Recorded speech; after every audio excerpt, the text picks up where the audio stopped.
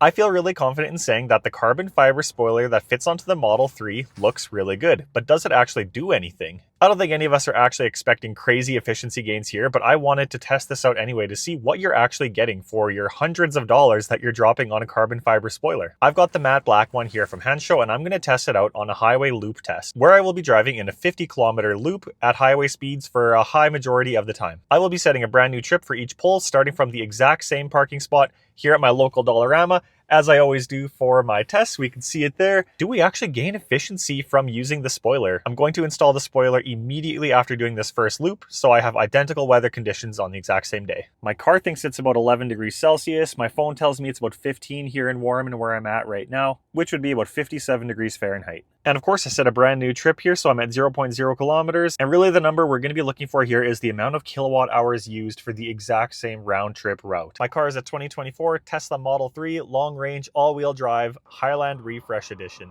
And I'm on the factory all-season tires right now with the Photon wheels and wheel caps. But with all this being said, it's time to start the loop. I'm going to end back here at Dollarama and see how the efficiency went, and then quickly go and install the spoiler, and then go do the loop again.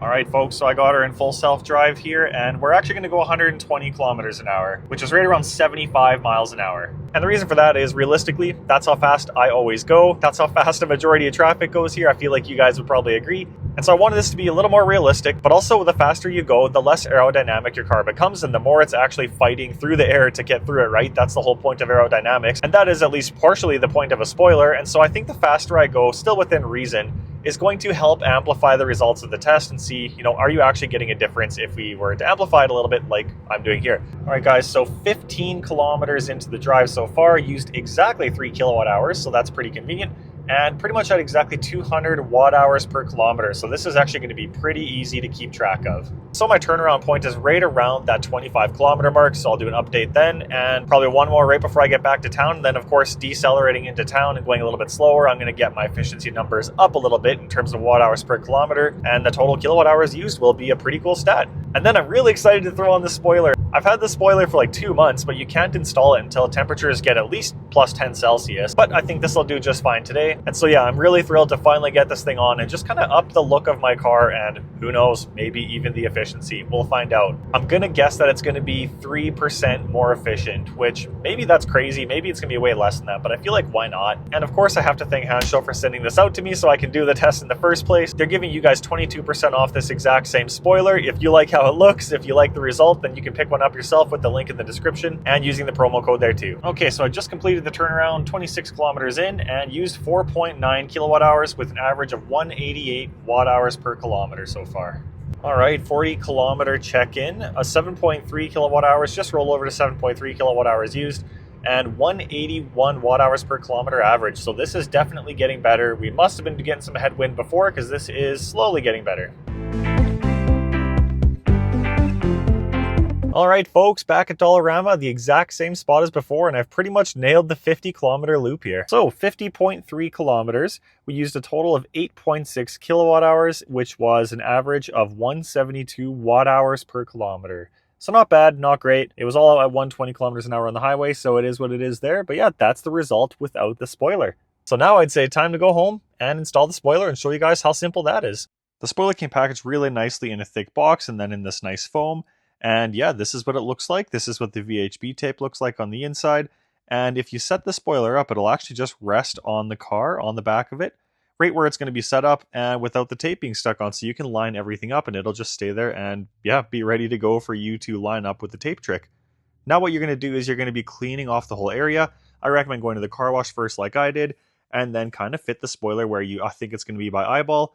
Then cut a piece of tape and measure it like this so you have exactly how long of a distance you want from there. Go to the other side to measure it, and once the tape is an equal distance back and forth, you know it's exactly in the center. I also use a measuring tape for this, and then you're going to kind of draw out an outline of the spoiler on each side with this painter's tape so that when you take it off, you know exactly where the spoiler was. It's also a decent idea to put some on the top here just so you know how far up the spoiler is going to have to go, so I put some flush along the top of the spoiler. Next, I'm peeling off the inside of the adhesive, and I'm ready to stick this thing onto the back of the car. So carefully lining it up right on the edge, making sure it's at the point where you taped around, and press on it nice and firm for a few seconds I tried to do about 30 seconds here, and yeah, peel all the tape off, and you are good to go.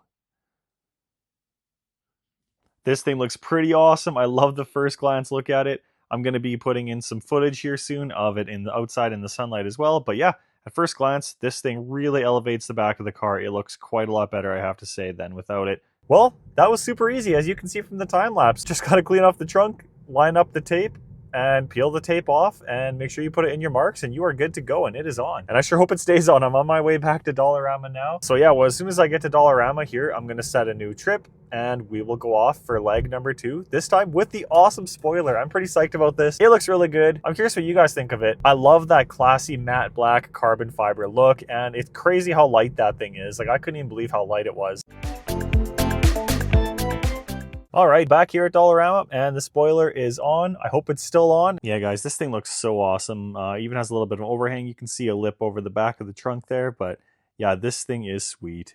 I'm really happy about it. It's time to do loop number 2 and see if I can beat the performance of loop number 1. Well, I'm a couple minutes in, going 120 on the highway, or 75 miles an hour, and I don't hear anything different. I don't hear any rattling or anything, so that's a really good start. And we are going into the headwind right now, so if there'd be anything, I'd be hearing it, but sounds just the same as before, nothing different. So that's good. At least I didn't get something faulty or that's going to be annoying that I might want to peel off in the end. But yeah, good start there, assuming that it's still on there.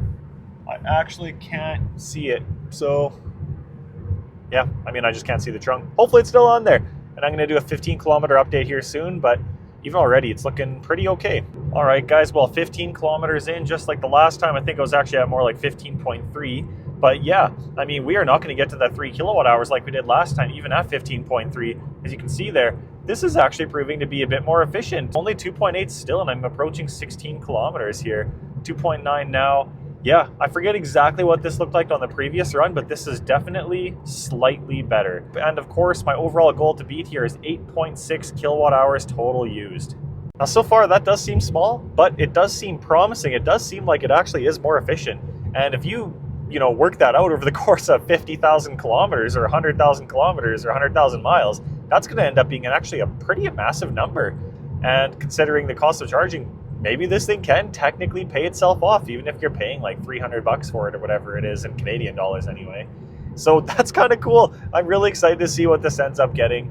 It'd be cool to see a win after my fail in the last video with the winter tires doing literally just as good as the summer tires did. At least when it was closer to 0 degrees, closer to the freezing point.